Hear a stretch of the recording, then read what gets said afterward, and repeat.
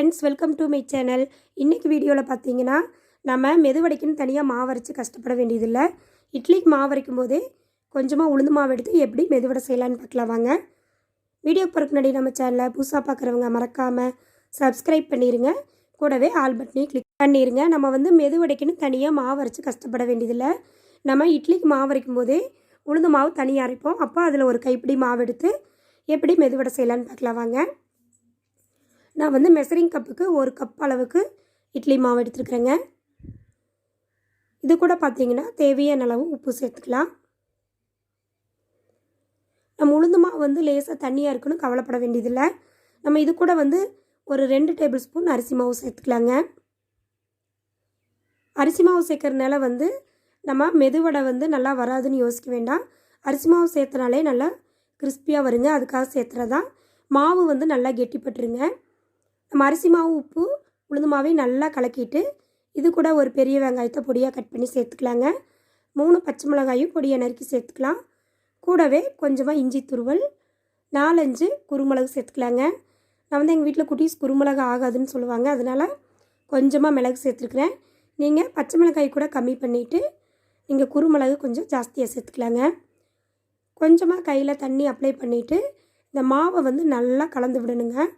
ஒரு 2 நிமிஷம் நல்லா கலந்து விடணும். கையில் வந்து எடுத்து பார்த்தீங்கன்னா நம்மளுக்கு மெதுவடை போடுற பக்குவத்துக்கு மாவு இருக்கணும். அந்த அளவுக்கு நல்லா கலந்து விட்டுருங்க.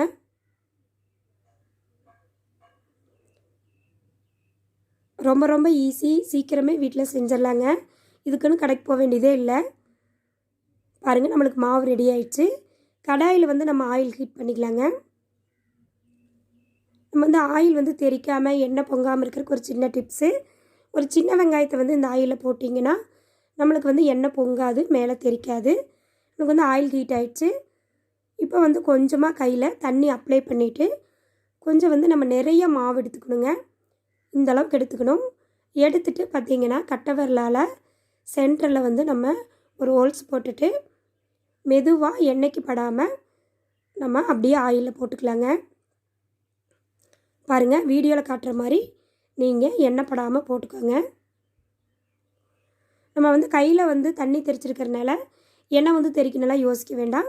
மெதுவடையும் அப்படியே அழுங்காமல் எண்ணெயில் வந்து விழுந்துருங்க. இதே போல் மிச்சம் இருக்கிற மாவுகளையும் இது மாதிரி நம்ம கொஞ்சமாக எடுத்து கட்டை விரலால் ஹோல்ஸ் பண்ணி போட்டுக்கலாங்க. நம்ம வடைகளை போட்டதை உடனே வந்து திருப்பி விடக்கூடாது. ஏன்னா வடை வந்து உடஞ்சி போகிறதுக்கு வாய்ப்பு இருக்குதுங்க.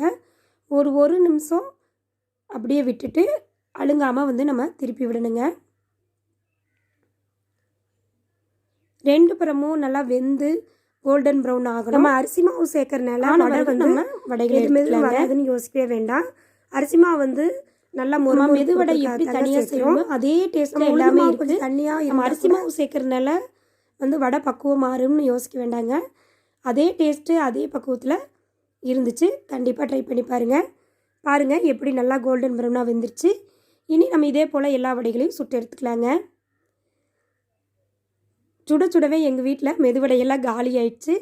நாங்கள் ஃபோட்டோவில் காட்டுற அளவுக்கு வடை வந்து நம்மளுக்கு ரெடி ஆச்சுங்க. இந்த வீடியோ பிடிச்சிருந்தா மறக்காமல் சேனலை சப்ஸ்கிரைப் பண்ணிடுங்க. லைக் பண்ணுங்கள், ஷேர் பண்ணுங்கள், கமெண்ட் பண்ணுங்கள். ஈஸியாக மெதுவடை செய்கிறது எப்படின்னு இந்த வீடியோ பார்த்து மறக்காமல் ட்ரை பண்ணுங்கள். பாருங்கள், சாஃப்டாக வந்திருக்கு.